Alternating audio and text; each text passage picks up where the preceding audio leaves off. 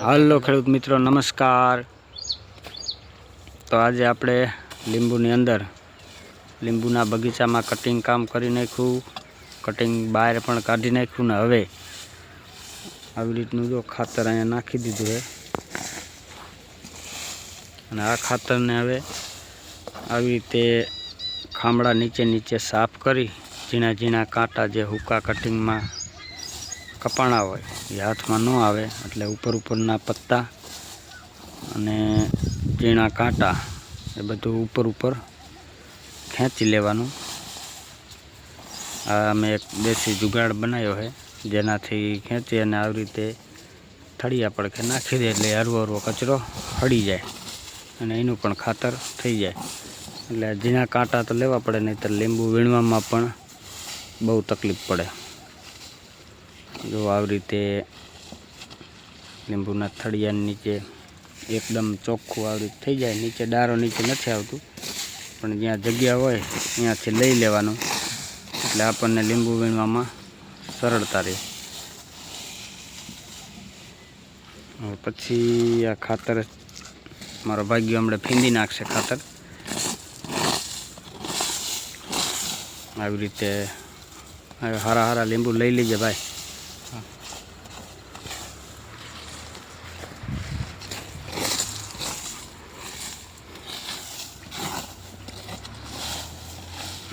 આવી રીતે ઉપરના પત્તા લઈ લેવાના।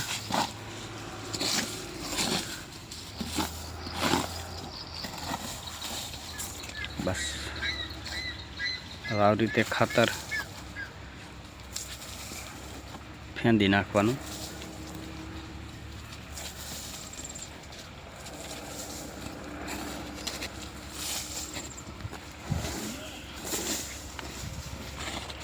આ વર્ષે મિત્રો ખાતર ઓછું નાખવાનું છે, બહુ જાજુ ખાતર નથી નાખવાનું, કારણ કે ગયા વર્ષે થોડુંક ખાતર જાજુ નાખી દીધું તે હજી હમણાં પડ્યું છે એટલે માપે ખાતર નાખવાનું, બહુ જાજુ ખાતર નથી નાખવાનું।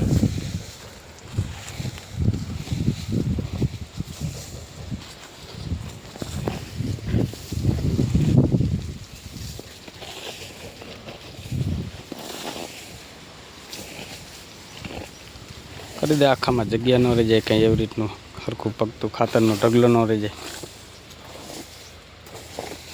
જો આવી રીતે મસ્ત મજાનું ખાતર આખામાં પગતું થઈ ગયું। લઈ લે આ બધું।